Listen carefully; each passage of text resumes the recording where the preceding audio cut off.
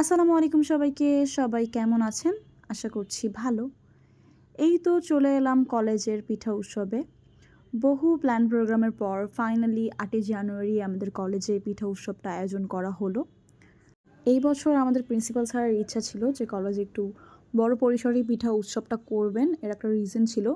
তিনি একটা reunion arrange করতে চেয়েছিলেন আমাদের এর আগে যে বিগত ব্যাচ এবং সেই বিগত ব্যাচের যত অ্যালামনাই আছে তাদের সকলকে তিনি ইনভাইট করে একটা পিঠা উৎসব এবং একটা রিইউনিয়ন অ্যারেঞ্জ করলো। এই তো এখানে একদম মোস্ট জুনিয়র ব্যাচ মিন্স ৩৭তম ব্যাচ থেকে নিয়ে শুরু করে একদম ফার্স্ট ব্যাচের সবাই ইনভাইটেড ছিল এবং ম্যাক্সিমাম ব্যাচের ম্যাক্সিমাম স্টুডেন্ট এখানে পার্টিসিপেট করেছে, যার কারণে এত প্রাণবন্তভাবে এই উৎসবটা আমরা সেলিব্রেট করতে পারলাম। এখানে আবার ৩৭তম ব্যাচের একটা ফটো বুথ রেডি করা হয়েছিল ফটো সেশনের জন্য। তো আমি ওখানে কিছুটা ছবি তুলতে গিয়েছিলাম, কিন্তু যাওয়ার সাথে সাথে মেহেদি চলে আসে ছবি তোলার জন্য। আমি আর এখানে ছবি তুলতে পারি নাই, ও সবসময় এমন করে।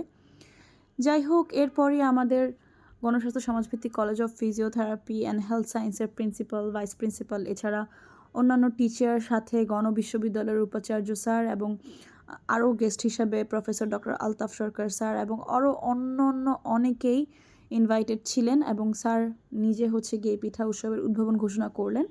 এরপরে স্যারকে সব ধরনের পিঠা, এখানে যত রকম পিঠা দেখছেন সব পিঠা স্যারকে ট্রাই করানো হয়েছিল।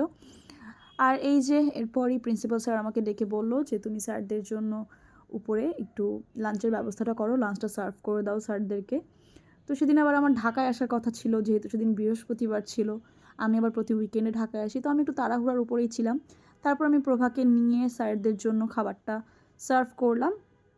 এখানে প্রভা আমাকে হেল্প করছিল, আমাকে ক্লিপও নিয়ে দিচ্ছিল, আবার আমাকে হেল্পও করেছে।